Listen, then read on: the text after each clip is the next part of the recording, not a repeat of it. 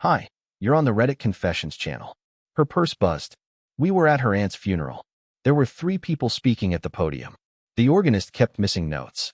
I was sitting beside her, holding her hand, until she pulled it away to check the time. But it wasn't the time she was checking. Her phone was still in her coat pocket. What buzzed in her purse wasn't her phone. It was his. I recognized the laugh. I'd heard it before, once, in our garage when I came home early and she claimed she was on a Zoom call. It was too deep, too confident, too not mine. She closed the purse quickly, like she was shoving a ghost back into a box. She looked over at me, eyes wide for a split second, then calm, like she practiced this look in the mirror. I didn't say anything. I didn't have to. My stomach already knew what my brain didn't want to process. Later that night, she sat on our bed folding laundry, humming. I asked, whose phone was that today? She blinked like she didn't understand English. I asked again. She said nothing for a while. Then came the line that'll stay carved into my memory like a scar that never fades. Maybe we should take a break. That's how she said it. No emotion. Like ordering soup. A break. After a year of me working double shifts so she could find herself. After I put my car up for sale to help cover her course in creative direction. After I missed my brother's wedding because she had a bad week. Now she wanted a break. I don't know what came over me. But I smiled. I actually smiled. And I said, a break? No. We should divorce. She laughed at first, then froze when she realized I wasn't bluffing. Her mouth opened, closed. Then she asked, are you serious? I nodded. My voice shook when I said, pack your things. And don't forget your second phone. I slept on the couch. She didn't sleep at all. The next morning, her purse was gone. But what she left behind was worse than anything she could have taken. The house felt different after she left. Not quieter, just heavier, like every room was holding its breath. I didn't touch her side of the bed. Her mug was still on the counter, half full of that cinnamon tea she liked. I didn't dump it. I couldn't. It felt like killing a memory that hadn't even dried yet. I kept telling myself I did the right thing, that I was strong for saying what I said, that I was better off. But my chest burned every time I passed the closet and saw the empty hangers swinging slightly, like they missed her more than I was willing to admit. 2 days after she left, I went into our bedroom to grab one of my old flannel shirts. I hadn't stepped in there since.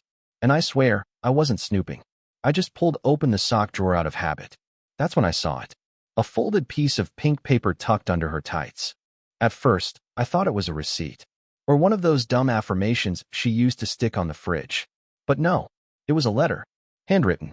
Fresh ink. I still think about our night at the lake. The way you looked at me. No one's ever looked at me like that. Not even him. I couldn't breathe. I sat down on the floor. That pink paper might as well have been a dagger. If I ever leave him, it won't be because of the fights or the distance. It'll be because with you, I feel alive. I read it twice. Then a third time. My hands were shaking. There was no name. But I knew it wasn't mine. She never wrote like that for me. Never said those things to me. And that night at the lake, I hadn't been to a lake in 2 years. I didn't cry. I didn't scream. I just sat there. Silent. Numb. Hours passed. I don't even remember moving. But at some point, I found myself digging through every drawer she'd touched. And what I found next shattered the little denial I was still clinging to. A burner phone. It was hidden inside a hollowed-out book she never once read. Battery dead. No SIM card. She planned this. All of it. The break, the exit, the disappearing act, even the phone. It wasn't impulsive. It was strategy. Like I was some obstacle she had to outsmart. And yet, I still missed her. I hated that. I hated that she took pieces of me without asking, and now I didn't even know how to put myself back together. That night, I didn't sleep. I sat on the porch staring into the dark, holding the letter in one hand and the hollow book in the other. I didn't know who the man was, but I was about to find out. And when I did, everything would change. I stared at the burner phone for hours before I even touched it. The casing was scratched, cheap, unremarkable, but it felt like it weighed 50 pounds in my hand. Like it carried all the truths I wasn't sure I was ready for. I had to buy a charger. I stood in the electronics aisle shaking, trying to explain to the teenage employee that I just needed any cord that might fit. He asked what kind of phone it was. I lied and said it was a backup. He smiled and said, "Old school, huh?" I didn't smile back. When I got home, I plugged it in and waited. The screen flickered. A white battery icon blinked to life. 1%, then 2%. Then it turned on. No password. No lock screen. Like it trusted whoever held it. There were no photos. No saved contacts. But there was a call log. I scrolled past a few unknown numbers. One stood out, the last outgoing call. Just yesterday. I felt my throat tighten. I pressed call. The line rang once. Twice. Then a man's voice answered, casual, confident. Hey, Alora. You're early. I didn't speak. I couldn't. There was silence. Then a cautious, hello? I hung up. My heart was beating so fast I thought I'd pass out. I dropped the phone like it was infected. He knew her name. He expected her. He was calm, not like someone having an affair, like someone who'd already won. I sat there for nearly 10 minutes staring at my reflection in the dark TV screen, trying to decide if I should call back. But I didn't. Instead, I opened the messages. They were all deleted. Except one. Unknown. Still on for Friday? Same hotel? That's it. One line. But it told me everything I needed to know. She hadn't gone to her aunt's funeral for me. She hadn't needed space. She'd needed time to manage logistics. Time to get her exit lined up cleanly. Time to move him into the space I'd been too tired, too gentle, too trusting to defend. And yet, the part that disgusted me the most, I still wanted to believe maybe it wasn't what it looked like. That maybe she was confused, or scared, or broken in some way I could fix. I hated how easily I wanted to forgive someone who didn't even bother to lie properly. I charged the phone to full, took screenshots of every message and call log, and backed it all up. Then I placed it back into the hollow book and slid it back into the drawer. I had a plan now. If she thought I'd let this slide quietly, she was wrong. 3 days after the call, she came back. No warning. No message. Just the sound of her key twisting in the lock like she still had the right. I was in the kitchen eating reheated spaghetti straight from the pot. I didn't even pretend to be surprised. She stepped inside, set her purse down, and gave me a quick glance like she was assessing the damage. Like she was hoping I'd either be sobbing or gone. Instead, I said, "Want some?" and pointed to the food. She hesitated for a second, clearly thrown off by how calm I was. Then she shook her head and said, "I already ate." Of course she had. She went upstairs like everything was normal. Like we were still married. Like she hadn't vanished after dropping a grenade into my chest. I heard drawers open. The shower running. Her humming. She was humming while I sat there wondering how many times she'd told him she needed space while wearing my old college hoodie. Part of me wanted to yell, to throw everything at the wall and tell her I knew. But I didn't. Because screaming would give her closure. It would give her something to fight against. And I wasn't giving her that satisfaction. Instead, I did something worse. I acted like nothing had changed. That night, we laid in the same bed. Her turned away, me staring at the ceiling pretending to scroll through my phone while watching her reflection in the black TV screen. She didn't touch me. I didn't try. She thought she still had control.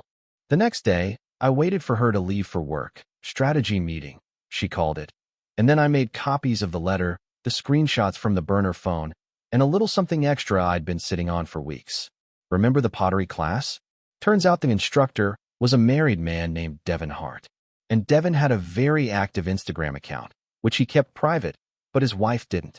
I'd found her weeks ago, purely by accident, when she posted a group photo at a farmer's market. My wife was in the background, holding Devin's hand, both of them looking like they were on honeymoon. I printed that photo, blew it up, high resolution. I sealed everything, the letter, the screenshots, and the photo, into a bright red envelope and slid it into her work bag before she got home. She wouldn't find it until the next day. But when she did, I wanted her heart to pound like mine had when I found the letter in her drawer. This wasn't revenge. Not yet. This was just the first crack in the mirror she built for herself. And once it shattered, she'd finally see what she really looked like. She didn't say anything that morning. Not while sipping her coffee. Not while putting on her shoes. Not even when she walked past me to grab her purse. The red envelope was right there, sticking out just enough to be noticeable. She didn't blink. Just gave me a quick, "Don't wait up." Like she was the one doing me a favor by still living under the same roof. I watched the door close behind her, then checked the time. I figured I had about an hour before she'd open it, if she even noticed it right away. But I was wrong. It took 36 minutes. I know that because at exactly 8:12 a.m., I got a text from her. Nothing elaborate. Just, "Did you go through my things?" My hand started shaking before I even unlocked my phone. I stared at that message for a good 10 minutes, thinking of 100 ways to respond. I almost said, yes, and you deserve worse. I almost said, call Devin and cry about it. But in the end, I wrote, no, just return what I found. She didn't reply. The rest of the day dragged like I was underwater. Every sound felt muffled. Every second stretched. I kept checking my phone, expecting an explosion, a confrontation, something. But there was nothing. Total radio silence. Until 6:44 p.m. I heard her heels outside before I heard the key in the lock. She stepped inside like she hadn't just had her entire secret life shoved into her face a few hours ago. Her expression was calm, too calm. But her eyes were different. You could see the panic hiding behind that fake indifference. She didn't take off her coat. Didn't look at me. She said, we need to talk. I nodded and sat down. She stood across the room like I was contagious. Then, with the audacity only cheaters seem to have, she opened with, you're invading my privacy. I couldn't believe it. She wasn't even going to deny the affair. She was just mad I found out. I kept my voice steady. I didn't plant the letter in your drawer, Elora. You did. I didn't write those texts or call him. You did. I just found what you left behind. She crossed her arms and replied, that wasn't even recent. That was months ago. Then why did he answer your call 2 days ago? I shot back. She froze. Her mouth opened for a split second before she realized I'd trapped her. She knew I had more than the letter. She knew I had the logs, the photo. And still, she tried to lie. She said, it's not what it looks like. I laughed. I actually laughed. That's good, I said, because what it looks like is disgusting. Then she switched tactics. She sat down, tried to soften her voice. I just felt lost. You stopped noticing me. There it was. The blame shift. I stood up. You handed me divorce papers the day you whispered, let's take a break. I just didn't know they were invisible. She didn't cry. She didn't scream. She just sat there. Quiet. Hollow. I walked upstairs. She didn't follow. And that silence, once again, said more than anything she could have tried to spin. I thought that once she got caught, she'd pack her things and go. I pictured some dramatic scene. Her storming out, slamming the door, tears in her eyes, maybe even one last insult thrown over her shoulder. But instead, nothing happened. She stayed. Not just for a night or two. Days passed. She still used the same bathroom. Ate from the same dishes. Even folded the laundry like we were just some tired couple trying to survive a rough patch. But it wasn't a rough patch. It was wreckage. And she was pretending like we were still standing on a foundation that hadn't already crumbled. I barely spoke to her. The silence between us had grown sharp. Not heavy, not sad, sharp. Like glass waiting to shatter under someone's bare feet. I avoided the kitchen when I knew she was in it. I left the room whenever she walked in. She started sleeping in the guest room, uninvited. I didn't ask her to. She just moved there on her own, like it was the natural next step in whatever twisted version of coping she was playing at. But the worst part? She started being nice. She asked if I wanted coffee. She complimented my shirt. She offered to pick up groceries like we hadn't both screamed without volume the night I told her I knew. I don't know if it was guilt or fear or just plain arrogance, but something in her made her believe we could slide back into being normal. Meanwhile, I couldn't get that photo out of my head. Her hand wrapped around his. Their bodies leaned close like magnets that forgot what resistance meant. I'd memorized every angle of that image, every strand of hair blown across her face while she smiled like she was finally free. And it wasn't with me. On the 5th night of her silence turned kindness, I found myself standing at the edge of the guest room door. It was open. She was lying there, scrolling her phone, laughing at something. A real, genuine laugh. One I hadn't heard from her in over a year. I stood there watching her like she was a stranger who had stolen my wife's skin. She noticed me and sat up. Milton, we need to talk. I didn't move. We talked. No, she said, gently, like she was handling something fragile. You talked. I didn't explain. I laughed under my breath. You don't need to explain cheating, Elora. It's not a complex concept. She stood up, took a step closer. It wasn't about you. It wasn't that I didn't love you. Then what was it? I snapped. A side hobby? Something to do between pottery class and destroying your husband?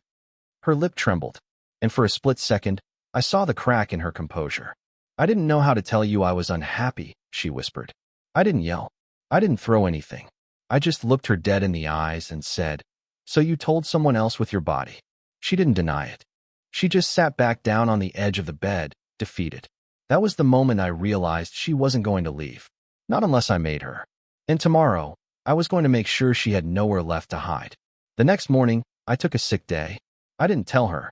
I let her think I'd already left for work, even closed the door behind me, and stood silently in the garage for 10 minutes before slipping back in. She never heard me. She was in the shower, singing.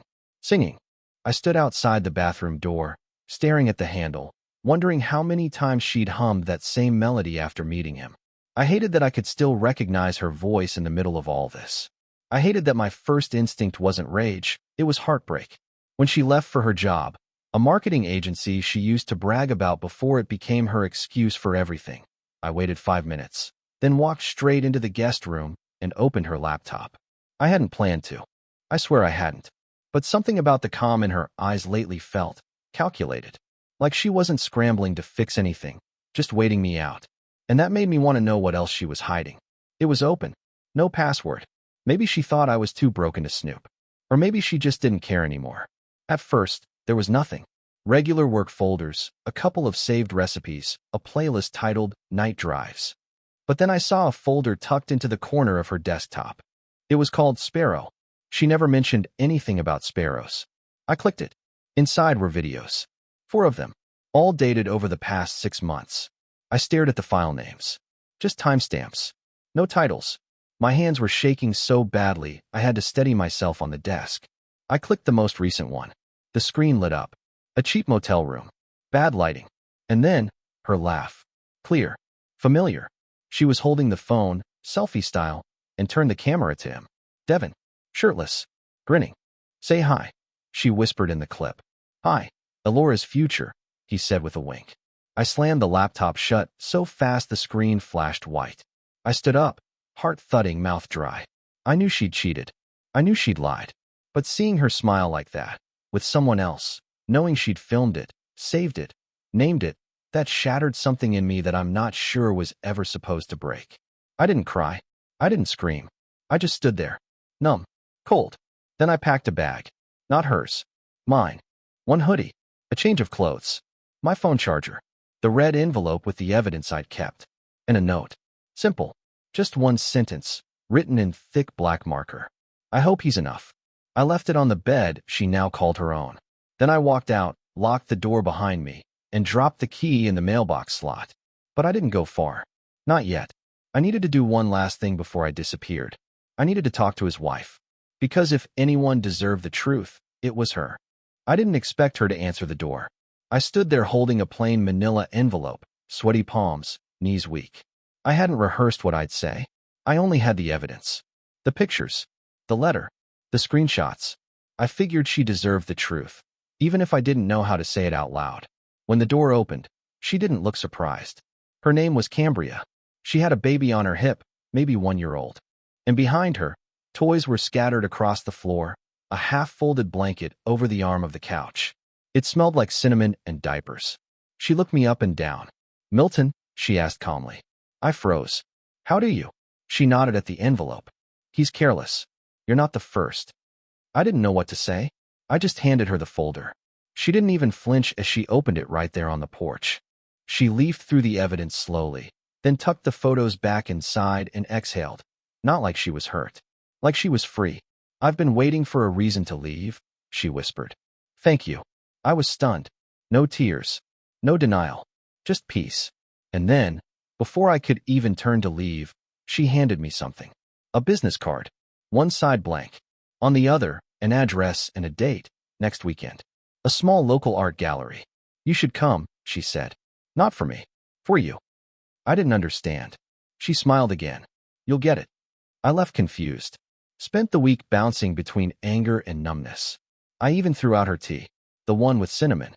The scent had clung to everything like a cruel inside joke. The night of the gallery opening, I almost didn't go.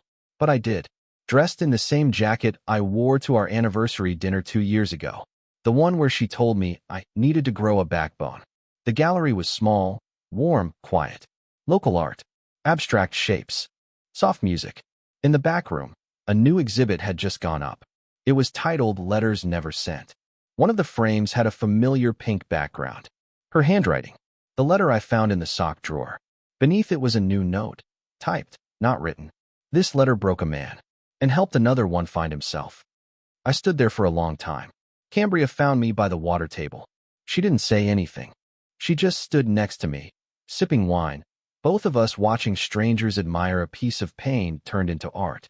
I'm not saying I healed that night, but something started. A quiet kind of beginning. I moved out 2 weeks later. Filed for divorce with no drama. No fight. She didn't contest. I adopted a dog from a local shelter. Named her Sparrow. And some nights, I still think about that voice on the phone and the woman who hummed in the shower like nothing had happened. But most nights, I think about the woman who smiled when the truth arrived at her door and gave me mine back. That's the end of this story. If you've made it this far, thank you. Now tell us, what moment from this story shocked you the most? Drop your thoughts in the comments, and don't forget to subscribe for more true stories here on Reddit Confessions.